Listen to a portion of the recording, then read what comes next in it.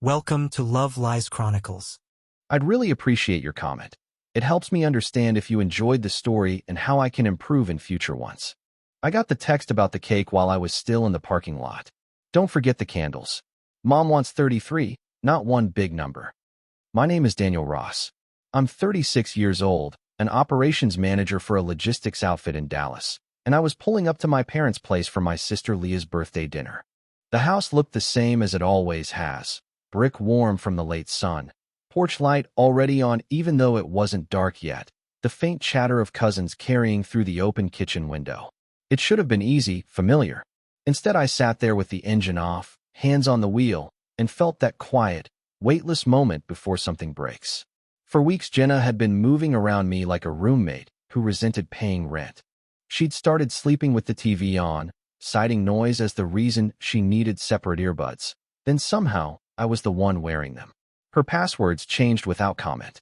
Her phone traveled everywhere face down, even to the laundry room and the bathroom, always a half-second quicker than my eyes. The arguments, when they came, arrived small and sharp. Why did I set her coffee on the left side of the counter when she'd said she preferred the right? Why did I schedule the AC maintenance without running it by her? I don't shout. I don't slam doors. I answered politely, adjusted quietly, and kept a running ledger in my head of what used to be normal. She insisted we still go to Leah's dinner. That insistence told me more than any fight. We should show up, she'd said. Not, I want to be there. Show up, like a quarterly review. I bought the candles anyway. You don't change the rituals on people just because your marriage's temperature drops a few degrees in a week. Inside, the house smelled like garlic and rosemary and the kind of butter my mom reserves for occasions. Leah's husband, Tyler, met me at the door with a grin and a beer. My dad was in the living room pretending not to watch the pregame. My mom was calibrating oven timers like a surgeon. The cousins were already orbiting the kitchen island, plundering olives. It all felt intact, which made the hollow under my ribs feel dishonest. Jenna arrived 10 minutes later, exactly 10, as if she'd waited around the corner to make the timing look casual. She wore a black dress that could pass for work or evening, no jewelry. Her wedding band had been on a staycation in the vanity dish all week, so it wouldn't snag sweaters, and I decided to stop asking questions to which I already knew the answers. She kissed my mother's cheek, hugged Leah, handed over a store-bought bouquet the color of apology, and took the seat farthest from me that could still be called the same table. I used to track her mood by her hands. Jenna talks with them when she's happy. Tonight they stayed folded around her phone like a heat pack. Every few minutes her eyes flicked down, thumb moving, a polite smile lifting and falling. Tyler tried to rope her into a story about their new puppy. She laughed in the general direction of his face. My mom asked about Jenna's project deadline. Jenna said, "It's a lot," which is the new umbrella answer for everything. I have a habit of scanning rooms and loading docs the same way. First the exits, then the bottlenecks, then the people who might cause a delay. At the table I read the same way. Leah noticed Jenna's distance and pretended not to. My mother noticed and did the opposite, stepping up her hospitality like a thermostat in January. Dad clocked everything and said nothing. Cousins ate, oblivious. I caught myself counting forks like they were pallets. Old job reflex. There are quiet signs a man starts leaving before he stands up. I'd moved my emergency contact back to my brother 2 weeks ago. I'd stopped filling the gas tank in Jenna's car as a favor on Sundays. I'd started keeping a separate overnight bag in the trunk with a change of clothes and an extra phone charger, not from paranoia, just a trained respect for contingencies. We were still living under the same roof, still sharing a grocery list and a water bill, but my inner posture had shifted, weight balanced over the front foot, ready. Dinner rose in courses. My mom cooks with a plan, so there's never a moment with nothing to pass. Conversation pinged from Leah's promotion to the Rangers to whether or not the backyard oak needed trimming. Jenna offered nothing. She could be lively. She's good at stepping into my family like she's always been part of it. But tonight she sat with that poised, brittle stillness of someone who's rehearsing. I watched her exhale through her nose after each of my mother's questions, as if clearing a cue. I've seen that exhale before in meetings where bad news tries to look professional. I tried one small bridge. Traffic okay from uptown? It's a neutral question, the conversational equivalent of setting a glass of water in front of someone. Fine, she said, and looked back down at her phone. Her lipstick was the only bright thing about her. When Dad carved the roast, he asked me about warehouse throughput like we were in the break room. I told him quietly about a new client, about shaving 8 minutes off our dock-to-truck time by moving the staging racks.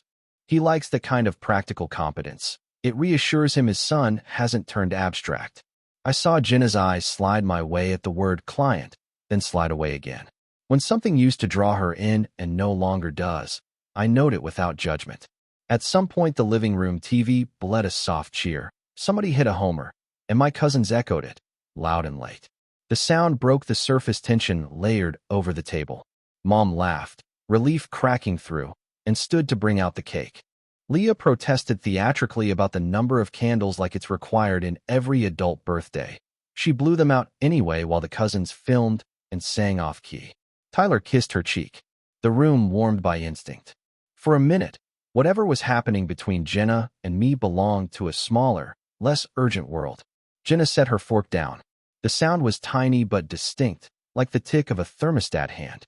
She rested her palms on either side of her plate, straightened her shoulders, and looked up the table, first at my mother, then at Leah, then at me, like she was making eye contact with a camera lens.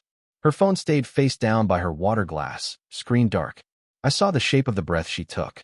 I've thought about this moment more than I should admit. In my head, it used to come in harsher colors, a screaming match, a slammed door, something cinematic. The reality is quieter. The room keeps breathing around the person who intends to stop it. She lifted her glass as if to toast. My mother's hand stilled over the cake server. Leah's smile flattened into a straight line. I folded my napkin and set it on the table, an old habit I've had since college when I wanted to give my hands something to do besides clench. I'm done with this marriage, Jenna said. There it was. The line had the polished feel of something tested aloud in an empty car. Across from me, Tyler blinked. Mom made the softest sound, like steam escaping a kettle, barely there. Leah looked at me before she looked at Jenna, a reflex that told me what she expected next. 100 tiny things happen in the seconds after a sentence like that. The refrigerator hum becomes audible. Someone's fork ticks against ceramic. A cousin in the living room laughs at a replay, then goes silent. On the table, my glass caught the overhead light and threw it as a small oval onto the white cloth. I remember the oval more than I remember my pulse. The first feeling I had was accuracy. The ledger in my head balanced. The separate passwords, the late nights with vague explanations, the newly righteous disdain for ordinary kindness. None of it had been random noise. It had been arithmetic, and here was the equals sign. I looked at Jenna. She'd skipped the costume of the reluctant victim and gone straight to mission accomplished. Her eyes flicked once toward her phone, the way a lawyer glances at notes, then returned to my mother to collect a witness. I lifted my glass. That's what I remember most. The stem balanced between my fingers, the clean arc upward, not a toast so much as a punctuation mark. I let the room see my face. Calm, not surprised. When I smiled, it was relief shaped like courtesy. And before anyone else moved, before Mom's hand dropped or Leah's breath came back or the cousins wandered in from the living room to ask what they'd missed, I opened my mouth to answer her. Silence held for a beat longer than felt human. The kind that makes the refrigerator hum sound like machinery. I kept my glass raised, met her eyes, and let the quiet do its job. I didn't feel heat in my chest. I felt the sensation you get when a meeting finally reaches the actual agenda item. Leah moved first.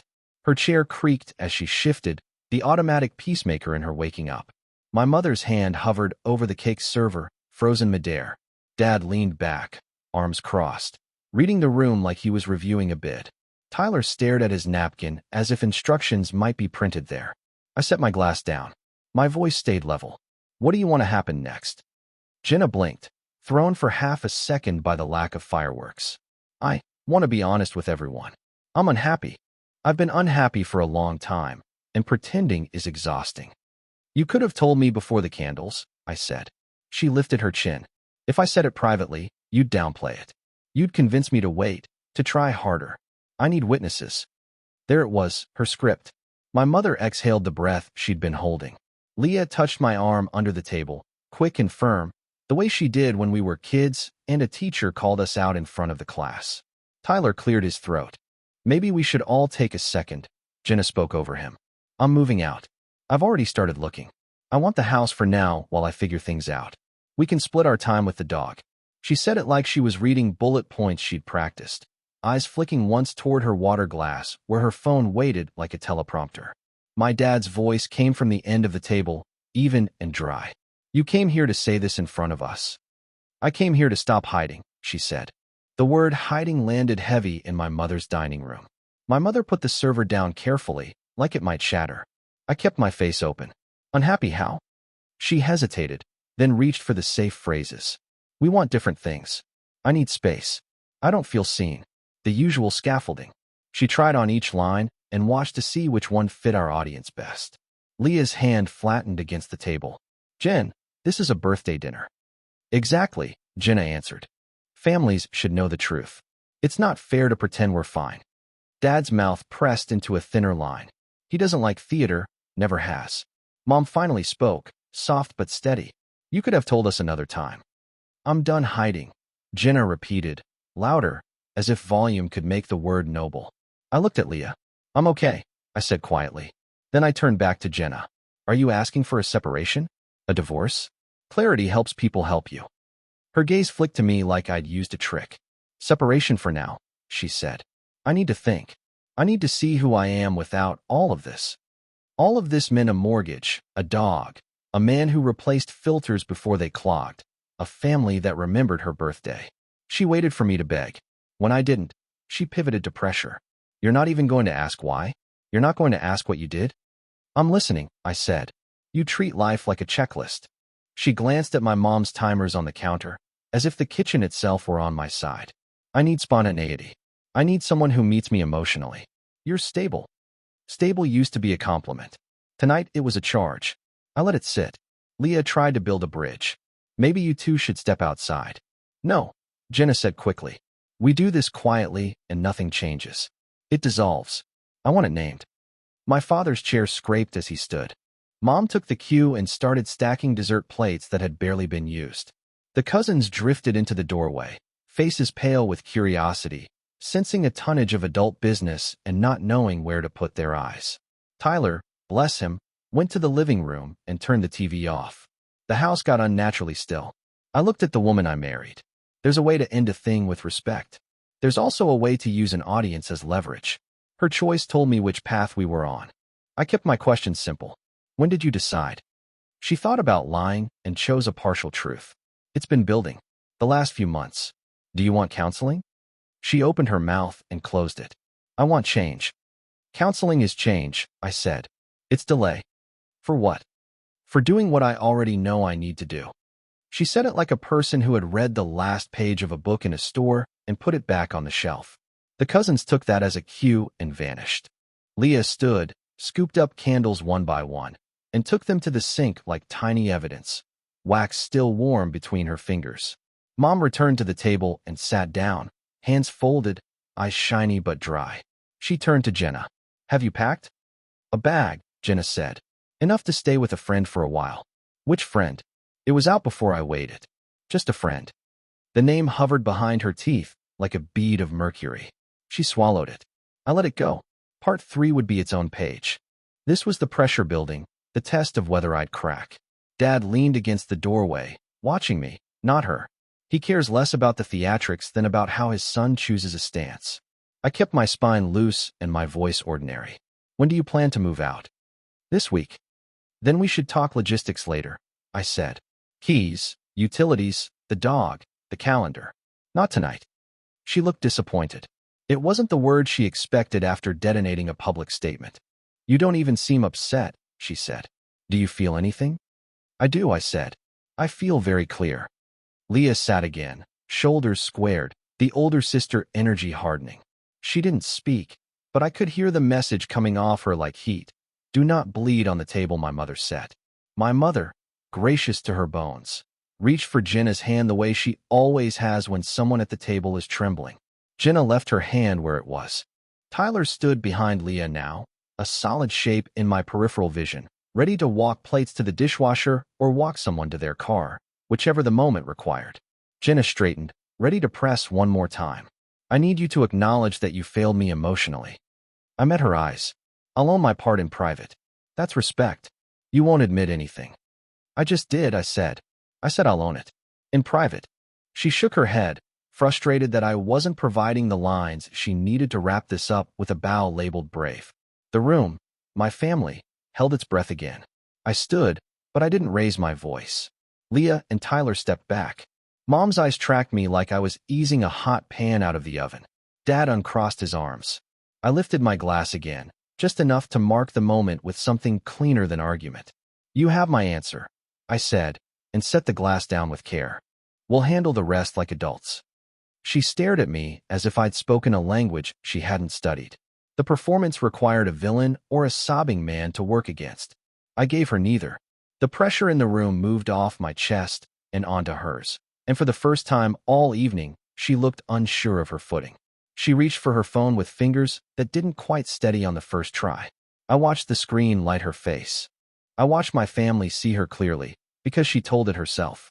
And finally, with everyone waiting for the explosion that never came, the only sound in the house was a small, bright thing. Leah's lighter clicking in the kitchen as she relit one stubborn candle and rinsed it under the tap, preparing the wick for next year. I lifted the glass again, let the stem settle between my fingers, and spoke like I was wrapping a meeting that had already run 30 minutes over. That's great news, Jenna, I said. Calm. Even. I was wondering when you'd be ready to tell them why. A sound moved through the room, chairs adjusting, a fork being set down, the tiniest inhale from my mother. Jenna's face twitched, just enough to show she'd packed for one conversation and found herself in another. Why? She echoed. Chin up, but the word didn't land. Because endings make more sense with context. I glanced down the table, not for backup, just to include the people she'd chosen as witnesses. You've already started the separation in practice. Like last Tuesday. The late meeting that ran past 11. The rideshare home from a bar that's not near your office. The good night text sent from a condo less than a mile from Ryan's. Leah's hand found the table edge. My dad's eyes went flat and focused the way they do when he reads a contract line twice. Tyler held perfectly still, like a man trying not to spook a skittish animal. My mother didn't look away from Jenna. Jenna tried to recover. That's not. We have a new account rollout. Half the team. Ryan is not half the team, I said. Still calm. He's the co-worker you started calling Art in your calendar. He's also the one who canceled a meeting at 8:05 the next morning from that same condo, according to the invite email he forwarded to you. You left the preview notifications on your laptop. You don't owe me explanations tonight. But you don't get to stand here and say, I'm done, and pretend you discovered your unhappiness in my mother's dining room. She opened her mouth, closed it, tried again. You're making this ugly. No, I said. I'm making it accurate. The room didn't belong to either of us for about 3 seconds. It belonged to the truth. I let it breathe. She took a step back from the chair as if she could physically leave the words behind. This is exactly why I wanted witnesses, she said, reaching for moral high ground that wasn't there. You twist things. Then I'll be specific. I kept my eyes on her, not to pin her, but to save everyone the ping pong. On Friday at 12:17 p.m. $7,800 moved from our joint checking to your personal account. On Saturday morning, another $6,500. If you need money to start over, you could have asked. Saying, I'm done after you've already moved the funds isn't brave. It's just late. My mother's hand went to her necklace, the one she never takes off. Leah looked like she'd swallowed a lit match. Tyler cleared his throat and then thought better of speaking. Jenna shook her head slowly, like she could shake the room back to the version where she was the strong one. I moved my own earnings, she said. I am allowed to do that. Agreed, I said. You are. That's why I didn't dispute the transfers. I called the bank and removed you as an authorized user on my card. I moved my direct deposit to a separate account. This isn't punishment. It's clarity. I let the word hang a beat. While you evaluate your life without me, you won't be using me to do it. My dad's jaw ticked once. That was approval in his language. Leah looked at me the way she used to when I solved something in the garage without asking for Dad's help. My mother's eyes softened, not out of pity, but out of relief that someone had found the handle on the door. Jenna's voice dropped. So that's it. You're proud you found some emails? You're proud you locked me out of a card? I'm not proud, I said. I'm finished being a volunteer. I set my glass down. And I'm done negotiating with someone who announces her decisions at a birthday dinner. She flinched at that, and I saw the first flash of something real, embarrassment. The room had turned, and she felt the draft. She reached for anger to warm herself. "You're humiliating me," she said. "In front of your family." I shook my head. "You chose the audience. I chose the truth. There's a difference."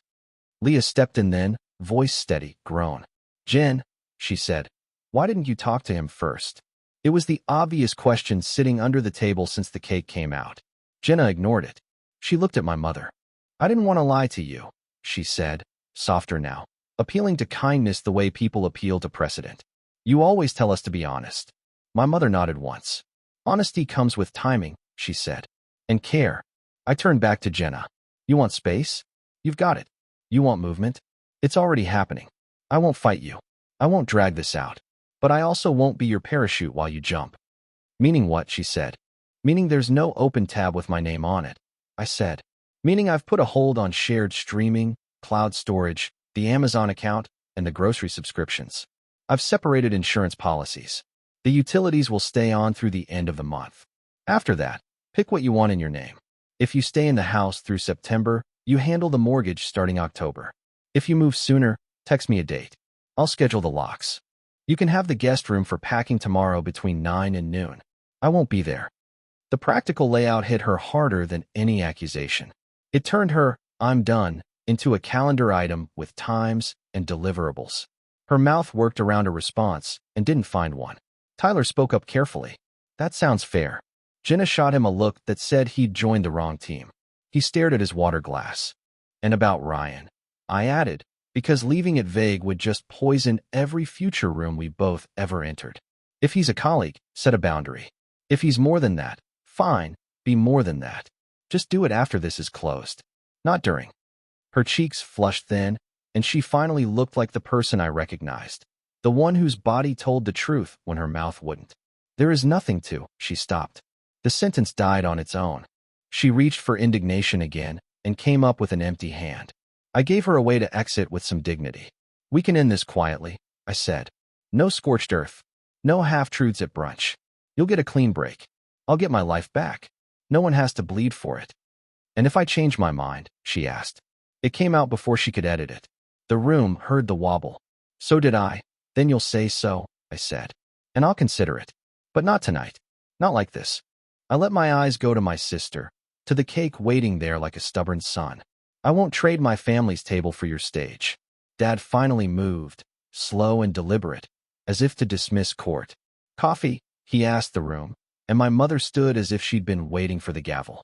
The spell broke in a civilized way.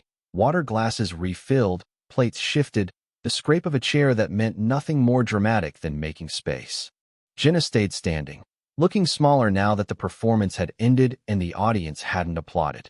She picked up her bag, hesitated, set it down again. "I'll come by tomorrow," she said to the middle of the table, not to me. 9 to noon, I said. "Text before you pull in." She looked at me like she'd never seen me before. Maybe she hadn't. Maybe I hadn't either. There's a quiet power in a man who stops asking to be chosen. It changes the shape of a room. It changed this one. She turned to my mother. "I'm sorry," she said, and it sounded almost like she meant it. My mother nodded once, gracious even now, and didn't hug her. Timing and care. Jenna left without slamming the door. The cousins in the hallway parted for her like polite traffic. The porch light caught her shoulder, and then she was gone. I sat down. Leah's hand landed on my back for a second, solid, approving. Tyler set a mug near my right hand. Dad poured, carefully, like he was measuring something important. My mother pushed the cake server toward me with a small smile that said we were going to finish what we started. I took the first slice and passed it to Leah. Then I lifted my glass one last time. The house settled back into ordinary sounds after she left. The dishwasher hum, my mother's measured footsteps, Leah's lighter tapping the edge of the sink as she scraped wax. Ordinary is a generous healer.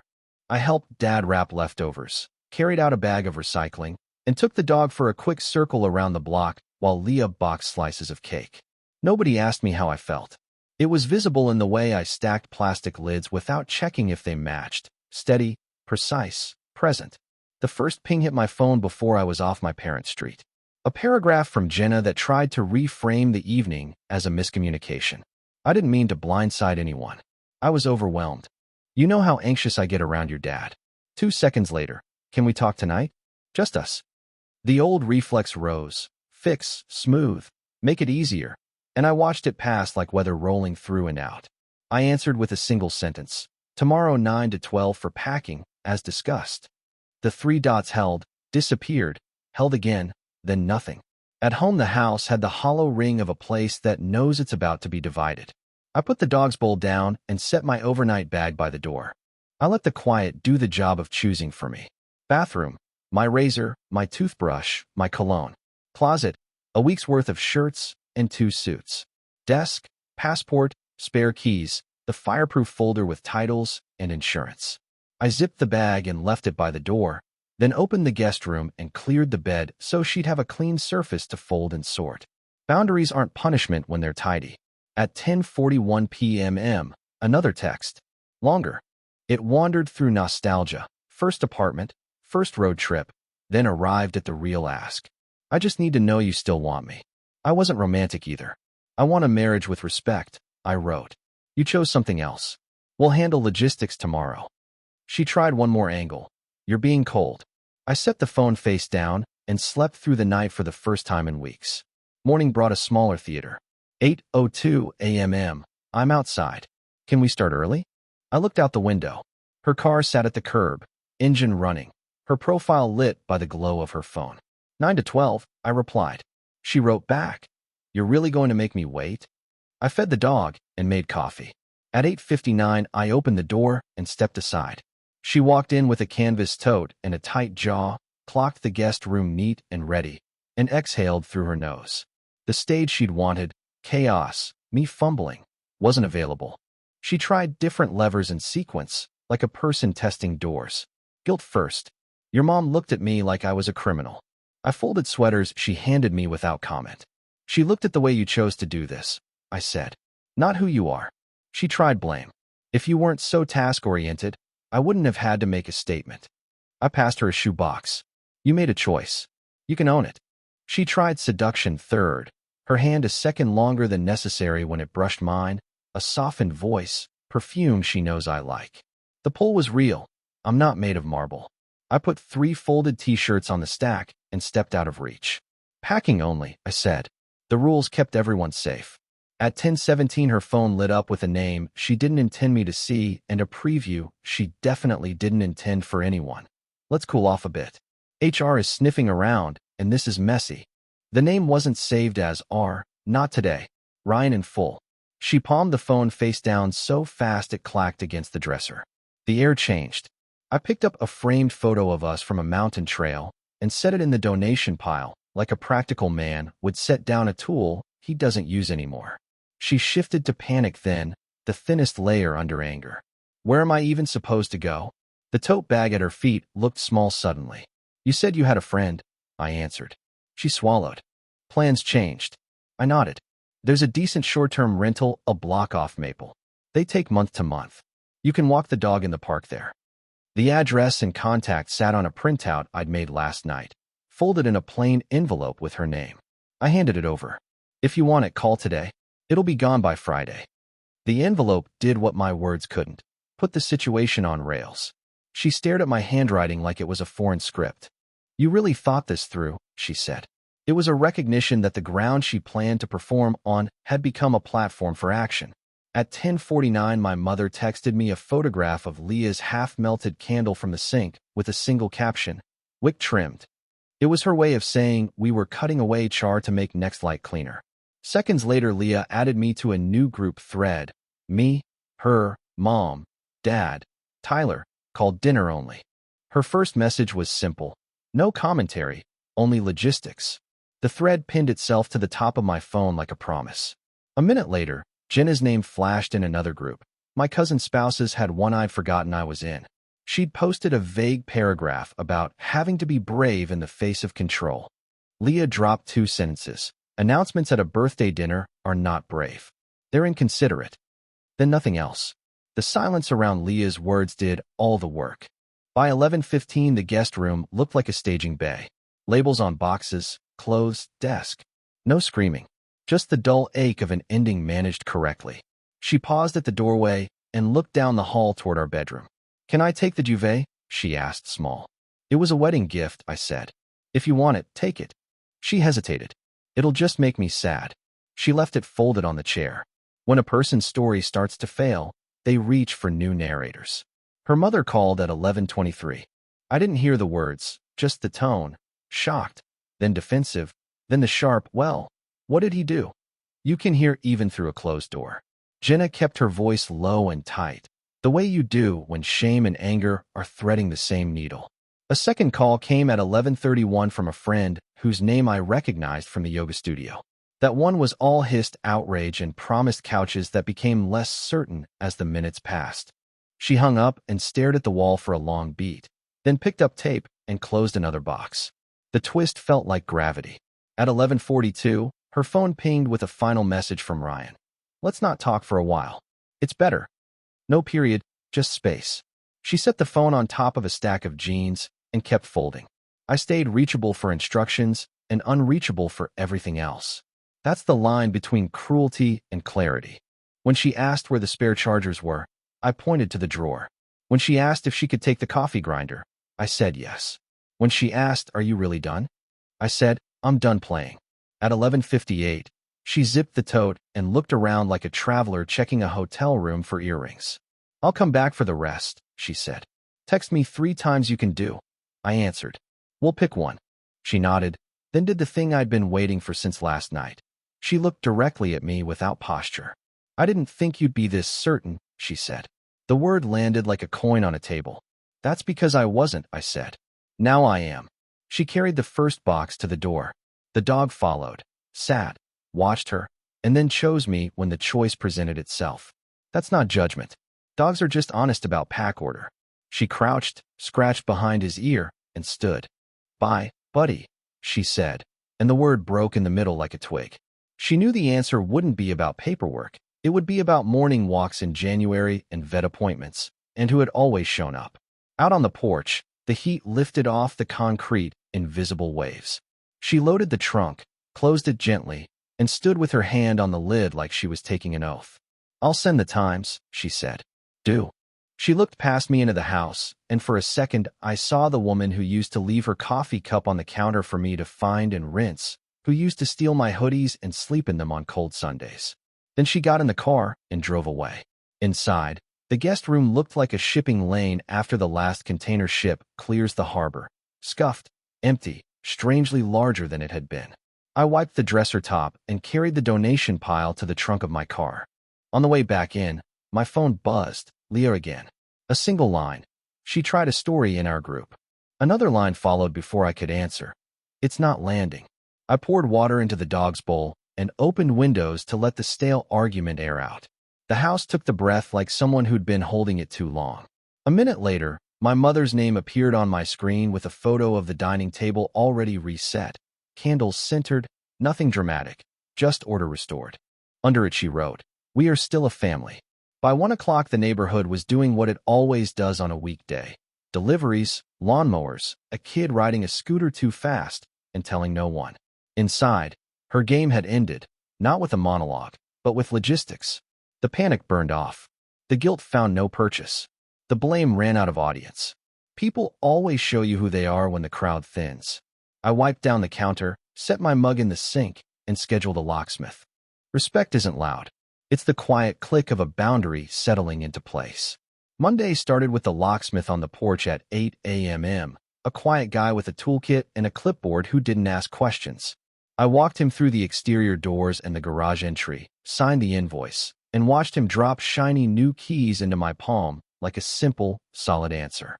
The dog followed him from door to door, tail up, as if he understood we were closing seams.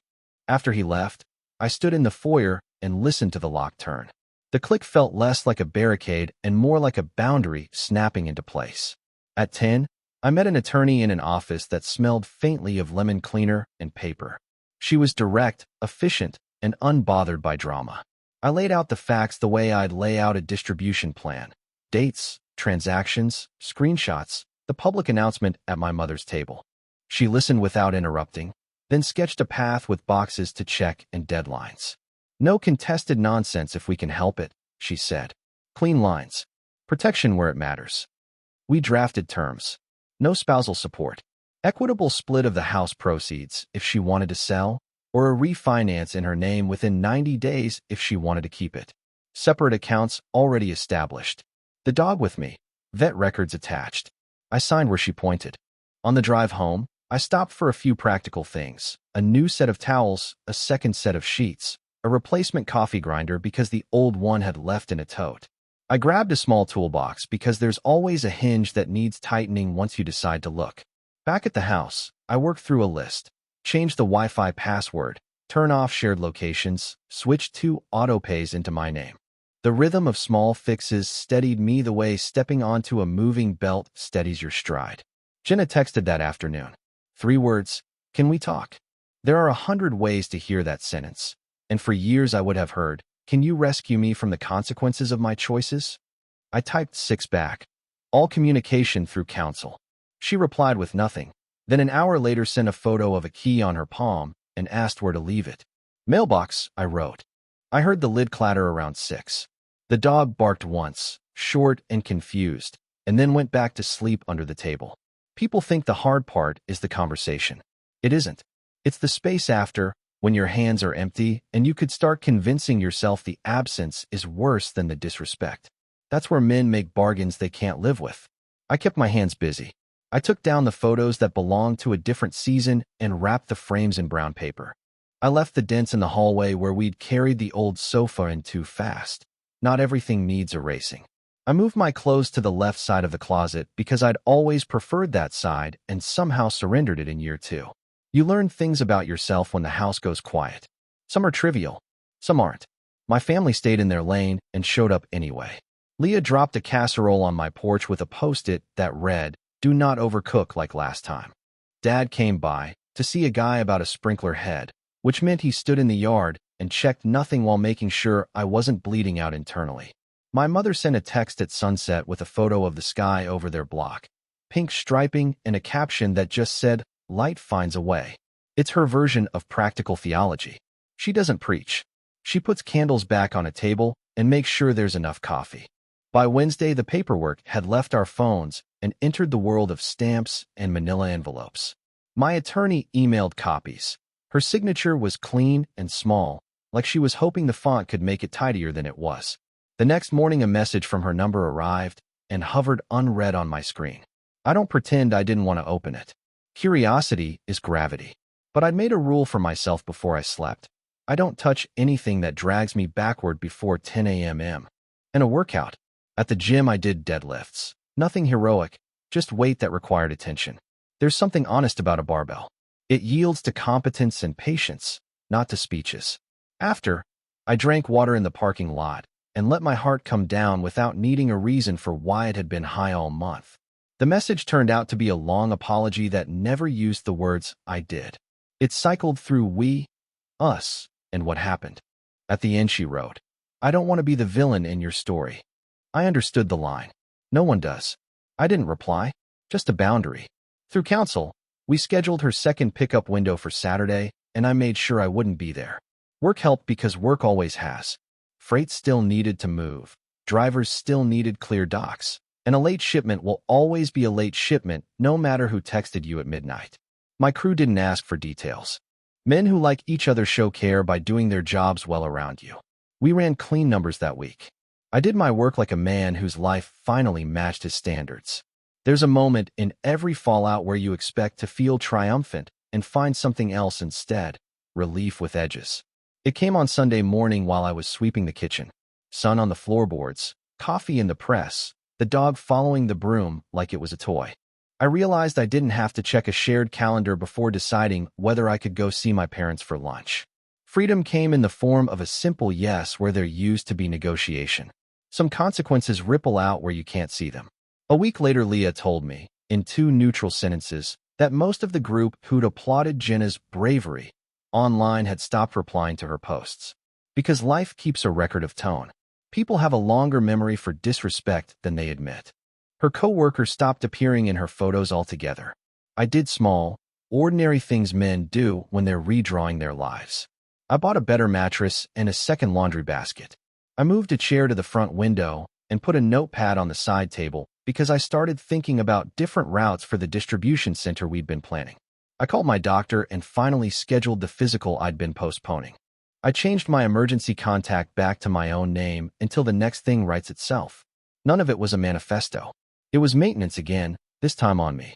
The last time I saw Jenna was in the driveway 2 Saturdays later when she came for a box she'd missed, old journals, a winter coat, a bundle of cords everyone keeps for electronics that died years back. She didn't ask to come in. I didn't invite her. We stood 6 feet apart like neighbors. She said, "You look good," which meant I looked steady. I said, "Take care," and I meant it. She hesitated, as if waiting for me to offer a different ending, one where we reach for each other because endings are scary. I didn't because I wanted to keep the part of me that doesn't bargain with disrespect. That evening I drove over to my parents for dinner. Leah was there with Tyler, and my dad had the game on low. My mother set a simple table, no candles, just plates and cool water, and asked if I wanted the end piece of the roast. I said yes. Halfway through the meal, Leah looked up and said, "You're quieter in a good way." The silence I was carrying was the kind that follows a decision. When I got home, the house felt accurate. I put my keys on the hook, filled the dog's bowl, and stood for a minute in the entryway looking at nothing in particular. Somewhere across town, she was building something that didn't include me. I wish her clarity. The difference between us is that I found mine without needing an audience. Respect isn't a speech. It's a standard you enforce by living it. It looks like new locks and clean paperwork and a man who knows the weight he can carry without asking for a spotter. I walked away from a table where I was being offered less than I bring. That's not dramatic. That's adulthood. Before bed, I texted my lawyer a thanks for moving quickly and set an alarm that didn't include anyone else's schedule. Then I turned off the light and listened to the house settle, wood relaxing into itself. Somewhere a neighbor's sprinkler kicked on. The dog sighed and dreamed by the door. I thought about the night she stood up at my mother's table to announce the end of something and how I lifted my glass and told the truth. That night, I didn't toast anything. I just slept. And in the morning, I woke up to a life that answered back when I asked it for respect. Dear listeners, please share your thoughts in the comments, and do not forget to like, share, and subscribe to the channel.